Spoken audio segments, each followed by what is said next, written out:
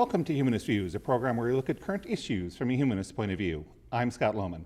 On tonight's program, we're going to dive right into the headlines and take a look at some interesting statements coming from a certain part of the religious spectrum. We're going to take a look at a document called the Manhattan Declaration, which you can find online, and we'll have a reference to its website throughout the program, so you can note it and go read it for yourself. It's a fascinating document that came out in late November of 2009. We're taping this program in the summer of 2010. So just giving you an idea on some timings on this. And this was put together by a collection of conservative religious right types, including Chuck Colson and Robert George, and a number of others like that, where they're taking some steps to call it a call of Christian conscience. So we're going to take a look at it and see, is that really what they're doing, or is it just the same old, and they've just typed it up and are expecting people to sign on the dotted line? To help me analyze it is my guest, Dr. Grant Steeves. Welcome back, Grant. Thank you. It's great to be back. We've got, so this is a really interesting document, and we're going to try and take a look at it from a number of different issues, Yes. because there are some threads in this that I'm sure some people are not knowing what's going on, because there are parts of Christianity that is starting to pop up a little more, and you and I have talked about this on Right. previous shows, Yes. which is the dominionist thread in that. Right. So let's first talk about just what it is in general, and then we'll start moving on down the line. Well, I thought it was interesting that here is a document that has its impetus from Chuck Colson, the former Nixon administrator who went to prison, started his own ministry, and now he is doing this. One of his friends, John MacArthur, who has been part of some of his movements, says this about this particular document. It ought to be clear to all that the agenda behind the recent flurry of proclamations and moral pronouncements we've seen promoting ecumenical co-belligerence is the viewpoint Charles Colson has been championing for more than 2 decades. It is not without significance that his name is nearly always at the head of the list of drafters when these statements are issued.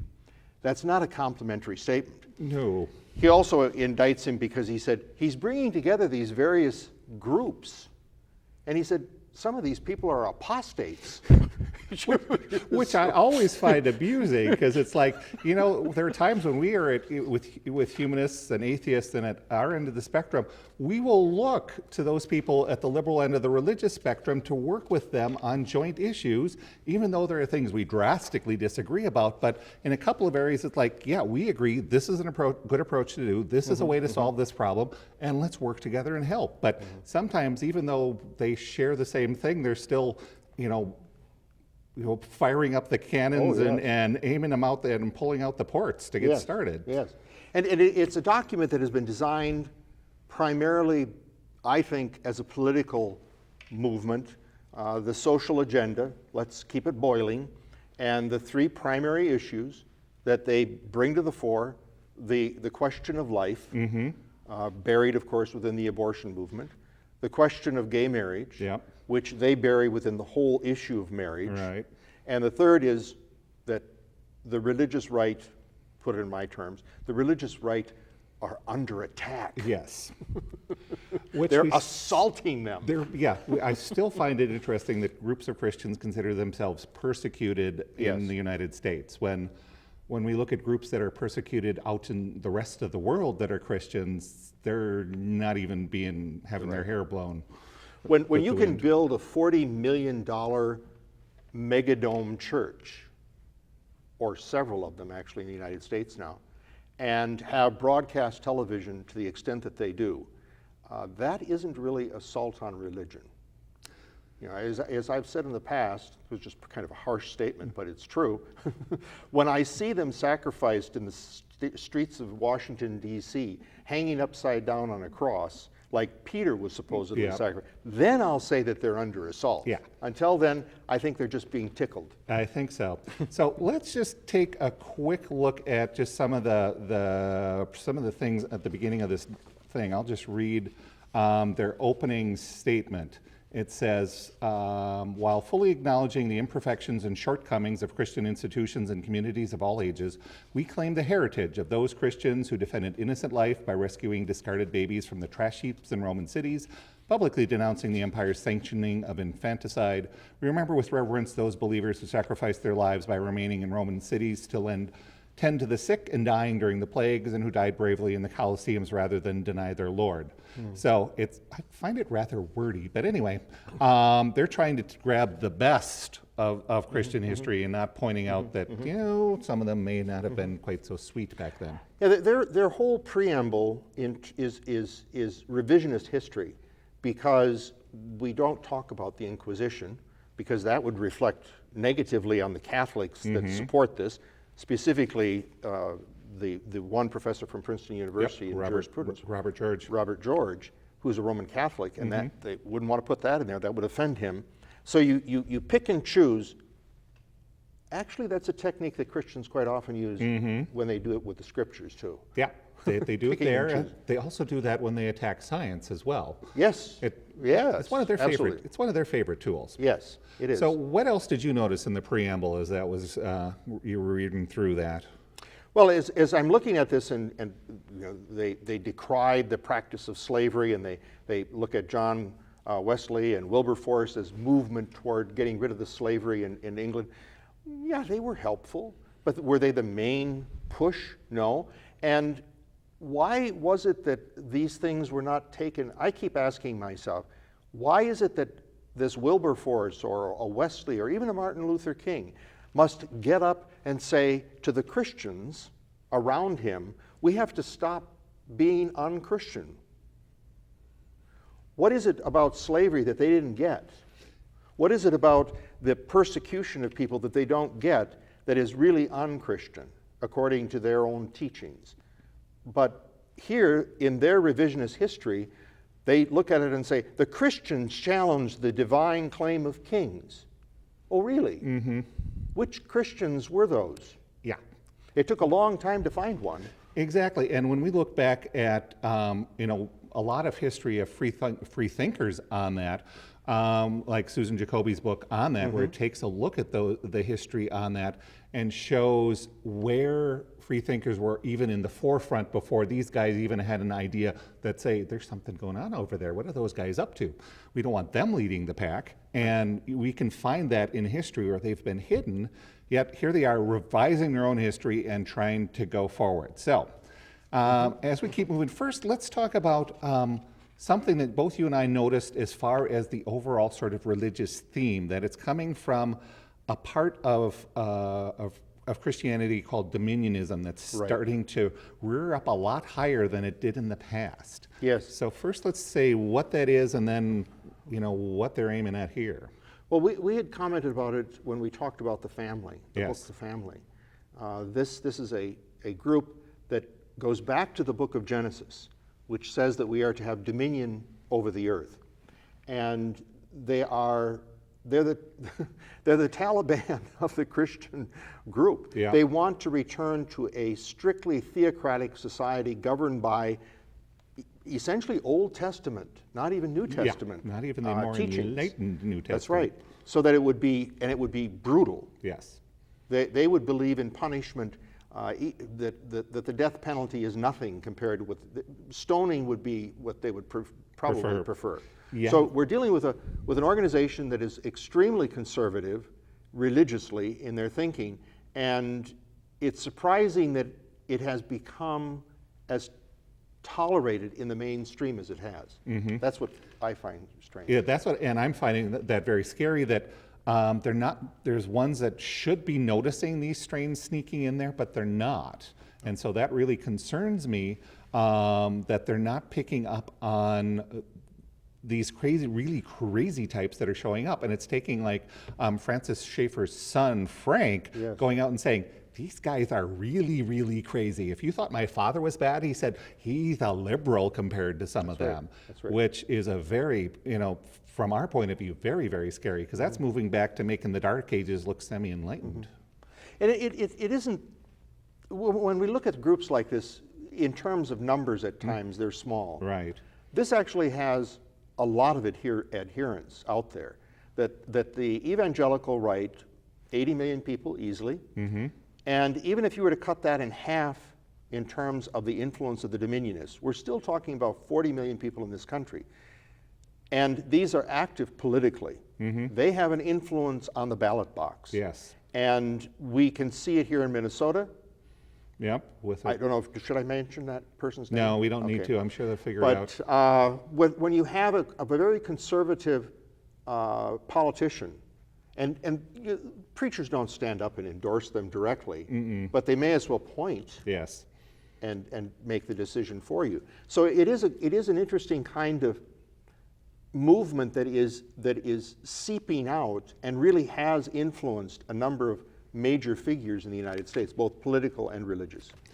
Okay, so let's move along and just look at some of the language they use in their big three things that they talk about. Once they sort of go through their declaration, well, there's this one sentence I'm just going through. Is we call upon all people of goodwill, believers and non-believers alike, to consider carefully and reflect critically on the issues we here address as we, with St. Paul, commend this appeal to everyone's conscience in sight of God.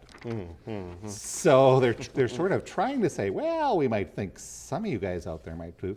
So first they move into their life segment, which was basically they're saying abortion is still very, very bad and we need to control the women. Right. It's pretty much what it comes down to when you read that. And I've always wondered why, if this is such an important issue, they're failing.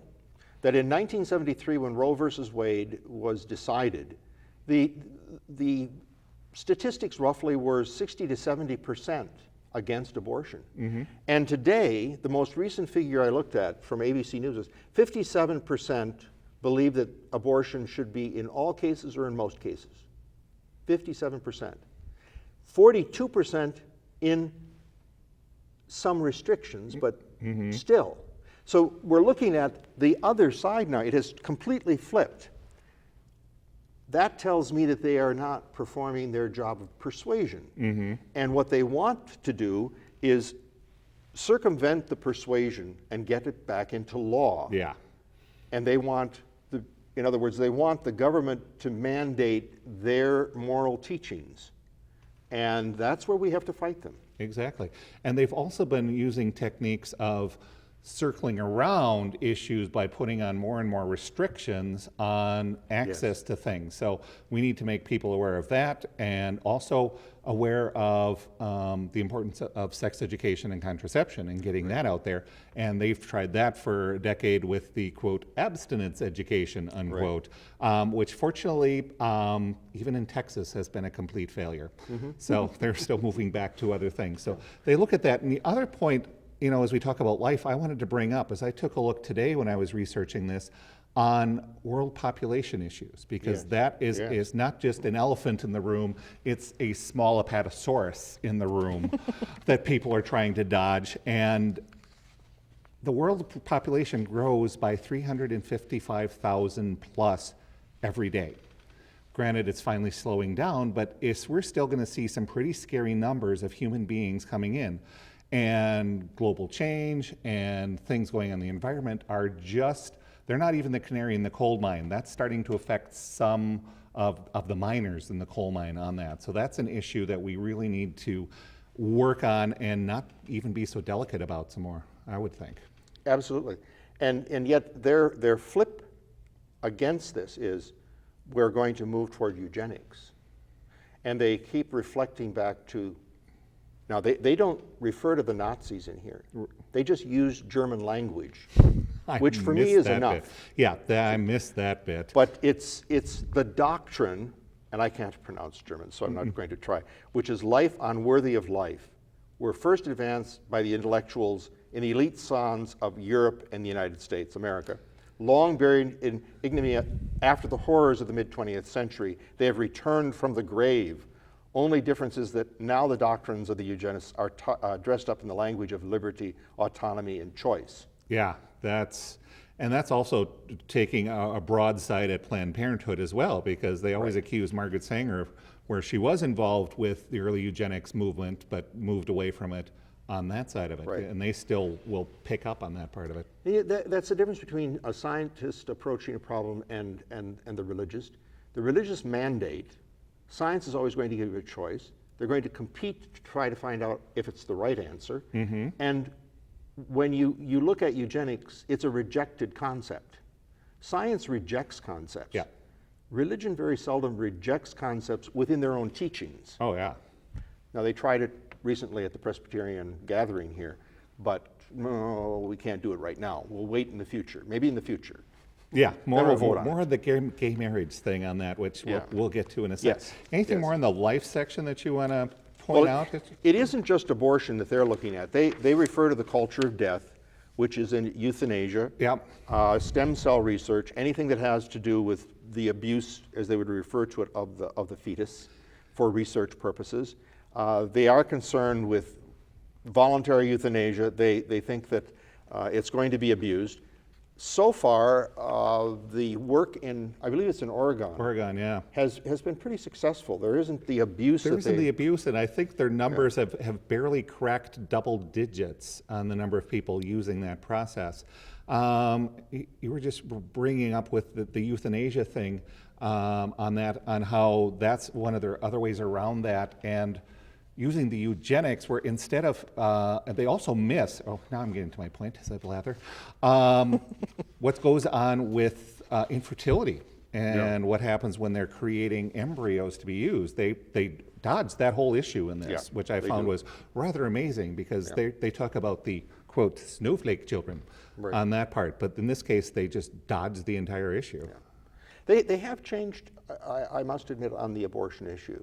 Because if you look at Pope Gregory the 14th, he said that it isn't until the quickened child or it was animated in the womb. Okay. And they made a comment here in terms of Black's law that as soon as the infant is able to stir in the mother's womb, so you can't abort after that period. So the churches have tolerated abortion at times in the past based upon their teachings. Now, if this was a divinely inspired idea, it would have been right to start out with. Exactly. That's what I always find interesting is they sort of dodge history and declare it that it's divine and important. Yes. We're getting moving on in the program here, so we'll jump into the marriage section, which is basically a chance to bash the gays and anybody who thinks that a relationship should be defined anything else other than a man and a woman. Yes. You know, it is true that marriage was a sacrament of the church. And it is true that in the cloak of history and tradition, marriage was associated with the church for centuries. In the United States, that split has really occurred. Mm-hmm. Now, they don't want to acknowledge that fact, but there's a reality here. And their major concern is that the marriage is falling apart in this country, and they admit they're at fault. Mm-hmm. Now, I noticed that they're most concerned about the birth rate. This reflects back on abortion. Yeah. But they didn't look at the they make the comment, devastatingly high rate of divorce, but they don't look at the fact that it's, over 50% now. Oh, yeah. Marriages ended in divorce. And again, how many of these people are Christian, according to their words? They don't even look at the fact that when you look at the religion and where the divorce rates are higher, we in the humanist atheist end of the spectrum are at the low end of that because we approach it a little more rationally. Yeah, they're just totally terrified about how as we human beings move forward through time and move away from relationships being to merely survive day in and day out to, okay, we can look at these things different, that look at marriage as a limited term contract in some cases, or which are concepts that have been talked about in, science fiction that I like to read. They talk about having marriage contracts that would be for companionship versus one for bearing children, and having different degrees of how those are going to run. Sort of like Henry VIII. Oh, there you go. Well, yeah, he used a different method of doing that, a little different. But they also, because they said the impulse to redefine marriage in order to recognize same-sex and multiple partner relationships is a symptom rather than the cause of the erosion of the marriage culture. Right. They want to enter into the legal system, and this is what the Dominionist philosophy comes into. They want to enter into the legal system of this country and make divorce, ban divorce, and they start out with that, but they're really getting also at the immorality, and they don't consider the gay issue in terms of individuals, they consider it as a moral issue. Yeah. And my question is, where has the research that has been done on gay issues, and specifically the why is a person gay, what has happened to all that research? They always dodge that. They always dodge it. Yeah. Yeah. So there's an enormous amount of ignorance on the research, and they bring nothing up in this article that would even show that they have looked at that research. Yeah, no, they don't want to do that. They want to still think in the place that gays can be changed. Yes, they make that point too. They make that point on that, even though pretty much there's not a whole lot of that going on, and those people were probably bi to begin with. So there's that part of it. The last segment, because we're coming up close and we got some interesting stuff, is how they look at religious liberty. Yes. And I was just fascinating by two quotes they had. One in the preamble and then one in the religious liberty section is, the same devotion to human dignity has led Christians in the last decade to work towards dehumanizing, as I butcher that, scourge of human trafficking and sexual slavery, bring compassionate care to aid sufferer in Africa, and assist in a myriad of other human rights cases, from providing clean water in developing nations to providing homes for tens of thousands of children orphaned by war, disease, and gender discrimination. It's just that they have that devotion to human dignity, and she was sort of talking about working on that. And then they say, no one should be compelled to embrace any religion against his will, nor should persons of faith be forbidden to worship God according to the dictates of conscience or to express freely and publicly their deeply held religious convictions. What is true for individuals applies to religious communities as well. And then they go on to say, but we're really right and the rest of you are really wrong. Yeah, because the rest of us are trampling on their freedoms to express their religious and moral commitments. I don't know of any atheist or humanist that says, you can't talk. Just the opposite. But they certainly have done the opposite in terms of suppression. And all you have to do is look at what the Catholic Church did in Argentina, in Brazil, and in Canada, our neighbor, or Ireland. When they had control of the political system, they persecuted, and I mean seriously persecuted, individuals.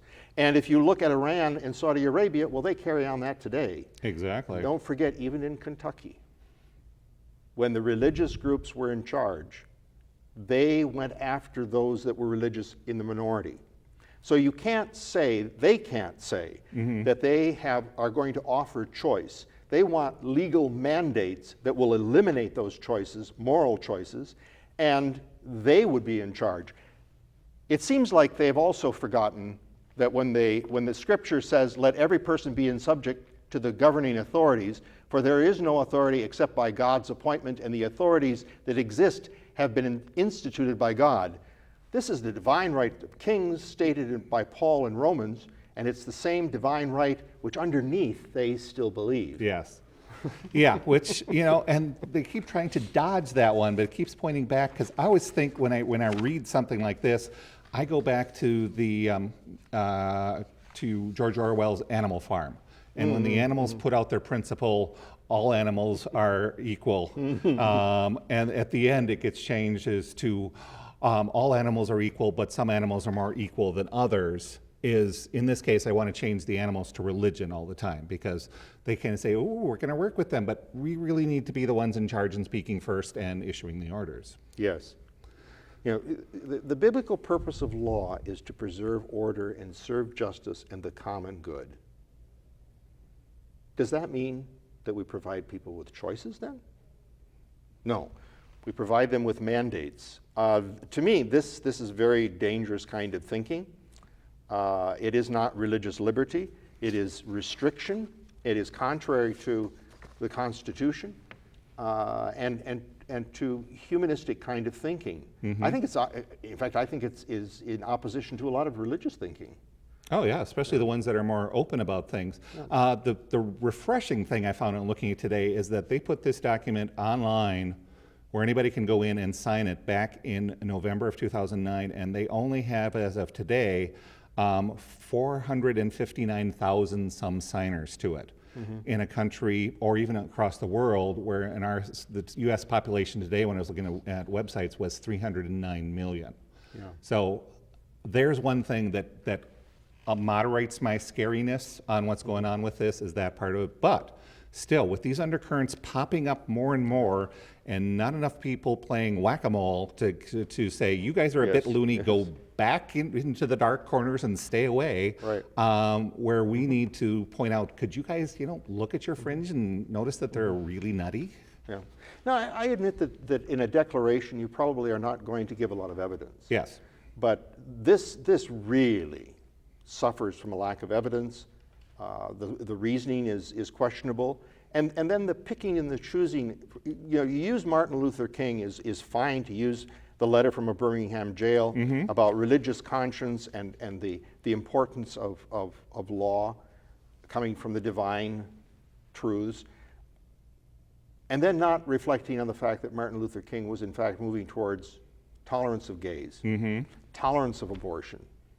Oh, that would just freak them out if they know that. They're going to be in such denial about that. So I mean, he was raising issues, and especially toward the end, when he was toward the end, by the time he got assassinated, that would really rile them up.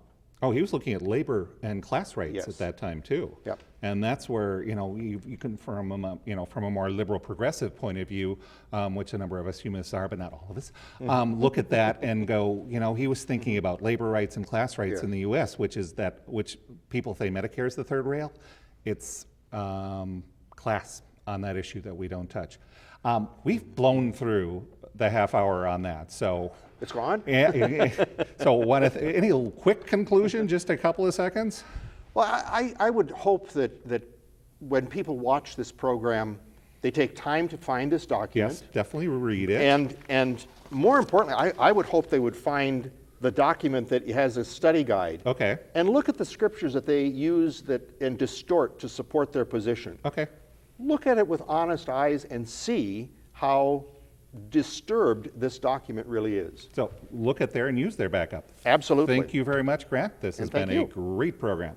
So for more information on us, the Humanists of Minnesota, you can find us on our website. We'd also like to hear what you think of this program and any topics you'd like us to cover in the future. You can find us on our website at humanistofmn.org. You can give us a phone call, or you can send us one of those old-fashioned letters you stick a stamp on. We'd love to hear from you. Thanks for joining me on this edition of Humanist Views. I'm Scott Lohman. Good night.